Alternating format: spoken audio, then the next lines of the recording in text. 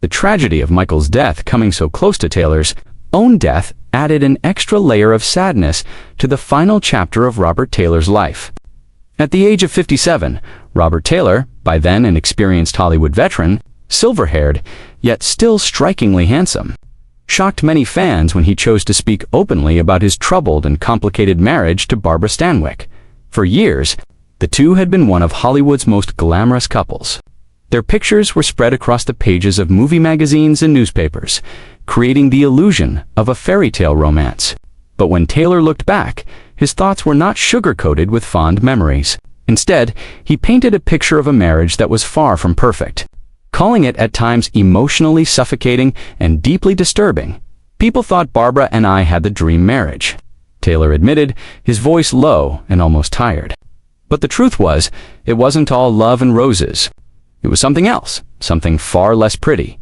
Taylor, who had been chosen by MGM as the perfect example of the tall, dark, and handsome leading man, had long lived under the watchful eyes of the press. His marriage to Stanwyck in 1939 had only made that scrutiny worse.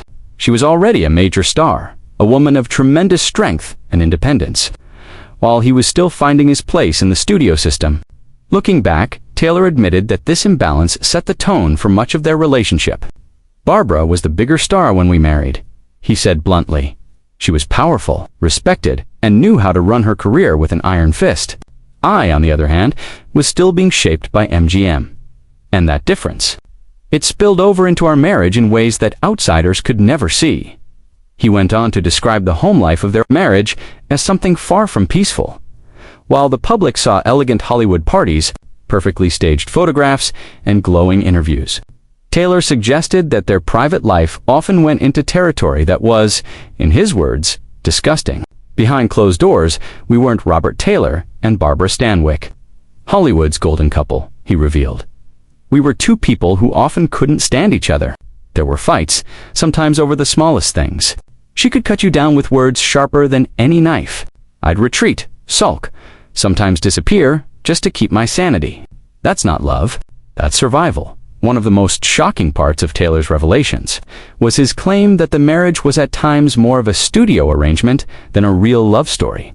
MGM, eager to protect the image of its leading man, had pushed Taylor into respectability by pairing him with a woman who was admired for her professionalism and self-discipline.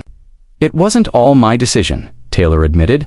"The studio liked the idea of me with Barbara. It made sense for publicity, for keeping up appearances. I won't say there wasn't attraction. There was. But love is something deeper, something freer. I never felt free in that marriage." By his own account, Stanwyck's intense personality often left Taylor feeling overwhelmed. She was older than him, wiser in the ways of the industry, and known for her no-nonsense approach to both work and life. Taylor remembered moments when he felt more like her student or even her employee than her husband. "Barbara wanted control," he stated flatly. "In her career, in her home, in our marriage. I was expected to follow along, to keep the image polished. And I did for a while, but inside I was miserable. It's disgusting when a marriage becomes more about power than about love." Despite his harsh words, Taylor did not completely dismiss Stanwyck's place in his life. He acknowledged her loyalty, her devotion to work, and her unwillingness to compromise her standards. Yet the warmth one might expect from a husband remembering a great love was missing. Instead, his thoughts were colored with regret and bitterness, suggesting that the years spent in that marriage had cost him personal happiness. "I don't hate her," he clarified. "I never hated Barbara, but I hated the way we lived together. It was like living in a beautiful house that felt cold inside. No matter how fine the furniture or how grand the surroundings, it never felt like home." At 57, Robert Taylor's revelations about Barbara Stanwyck not only surprised fans, but also stripped away one of Hollywood's most carefully protected illusions. His words revealed the raw and unglamorous truth about a marriage that for decades had been presented as something to envy. What remained was the image of two stars bound together, not by passion, but by duty, appearance, and an unspoken pressure to keep the Hollywood dream alive. "People think they want the life of a movie star," Taylor said quietly, almost as if speaking to himself, "but they don't know what it costs." At 57, Robert Taylor tells the shocking truth about his marriage to Barbara Stanwyck. Robert Taylor was born with the name Spangler Arlington Brew on August 5, 1911 in Philly, Nebraska. Growing up in a small town in the Midwest, Taylor showed determination and charm that would later make him famous in movies. His early life was shaped by his strong family and small-town values, which gave him discipline and humility that most Hollywood stars didn't have back then. This background showed up later in both his work and personal life, as he became known for being professional, kind, and reliable throughout his long career. Taylor's path to fame started when he moved to Los Angeles and went to the University of Southern California, where he studied engineering before he discovered he loved acting. During these important years, people first noticed his good looks and charm, which would become his trademark. Taylor got into Hollywood early because he signed with Metro-Goldwyn-Mayer, one of the most important movie studios at the time, which saw both his natural talent and star power. His early movies showed him playing many different types of roles, from romantic leads to action heroes, proving he was really good at adapting as an actor. Unlike many other actors of his time who got stuck playing just one type of character, Taylor could easily switch between different types of movies, including dramas, romances, historical epics, and war films, which helped him stay popular in an industry that changes its mind a lot. By the 1940s, Robert Taylor had made himself one of Hollywood's most successful and loved leading men.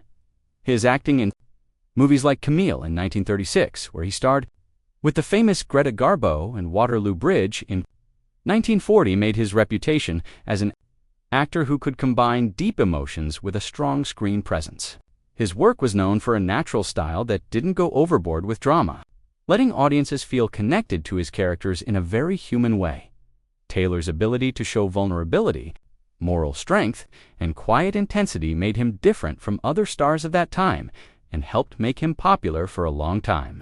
Also, his work with famous directors and actors from Hollywood's golden age showed both his professional respect and his willingness to keep challenging himself with different and difficult roles. As the movie industry changed, Taylor showed he was really good at changing with it, moving from romantic leads in the 1930s and 1940s to more grown-up roles in historical epics and suspense thrillers of the 1950s. He proved that his talent wasn't limited by age or type of movie. Important works like Quo Vadis in 1951 and Ivanhoe in 1952 showed his ability to play heroic characters with seriousness, while movies like The House of the Seven Hawks in 1959 showed his ability to adapt to new movie styles.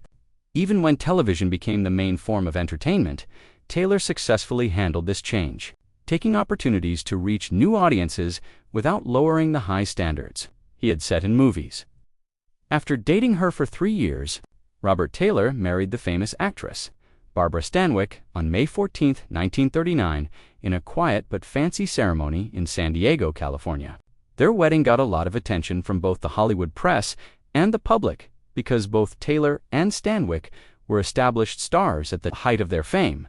People admired them for their talent, screen presence, and glamorous personalities. The wedding itself mixed Hollywood style with personal closeness. With only a small number of close friends and trusted people attending, one of the most notable guests was Marion Marks, the wife of comedian Zeppo Marx from the famous Marx Brothers, who proudly served as Stanwyck's matron of honor.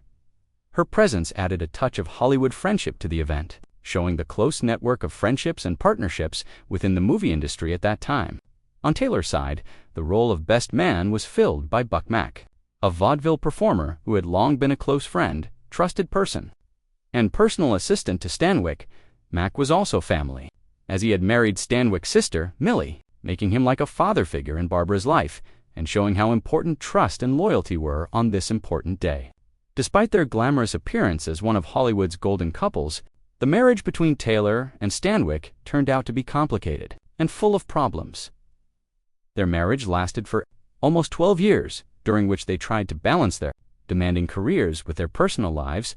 Living under the constant watching of Hollywood gossip writers often put stress on their relationship. Still, their household included Anthony, Tony, Dion, Stanwyck's adopted son from her earlier marriage to actor Frank Fay. Tony was very much part of their lives during the marriage, and Taylor accepted his role as stepfather, giving guidance and support in a household filled with movie schedules and public expectations. However, the couple's relationship eventually fell apart, and and after years of stress and separation, Stanwyck filed for divorce in February 1951, ending one of the most talked-about marriages in Hollywood of that time. After the divorce, Stanwyck kept custody of Toni, further strengthening her deep motherly bond with her adopted son. Not long after his divorce, Taylor found love again. In 1952, he met the strikingly beautiful German actress, Ursula Thiese, who had come to America after becoming famous in European movies. Thiese, who was often described as having both elegance and natural warmth, was considered by many to be one of the most beautiful women ever to come to Hollywood from another country. Taylor and Thiese felt an immediate connection, brought together by both personal chemistry and a shared understanding of the pressures of living in the public eye. After 2 years of dating, they were married on May 23, 1954, in the beautiful setting of Jackson Hole, Wyoming, a location that showed Taylor's love of the outdoors and the couple's preference for a celebration away from the spotlight of Hollywood. Their marriage was widely seen as a happy one, marked by real affection, stability, and the joy of raising a family together. Taylor and Thiese welcomed 2 children into their lives: a son, Terrence, born in 1955, and a daughter, Tessa, born in 1959. Taylor loved being a father, often talking about how much happiness his children brought him and treasuring the quieter moments away from the movie set, where he could enjoy life as a devoted husband and father. In addition to their own children, Taylor also became a stepfather to Ursula's 2 children from her previous marriage, Manuela and Michael Thiese. By all accounts, Taylor took on this responsibility seriously, trying to provide them with stability and guidance as they adjusted to a new life in the United States. The blended family, though not without its problems, created a household that showed Taylor's deep commitment to those he loved. Yet, tragedy hit the family in a heartbreaking way. On May 26, 1969, only weeks before Taylor himself would lose his battle with lung cancer, Ursula found the lifeless body of her son, Michael Thiese, in a West Los Angeles motel room. Michael, who had struggled with personal problems for much of his life, died from a drug overdose, cutting short a life that had been filled with trouble and instability. The grief was made worse by knowing that Michael had only recently been released from a mental hospital where he had spent time trying to recover from his struggles. Michael's problems had been going on for a long time. As early as 1964, he had been sent to a reform school after a very disturbing incident in which he tried to poison his father with insecticide.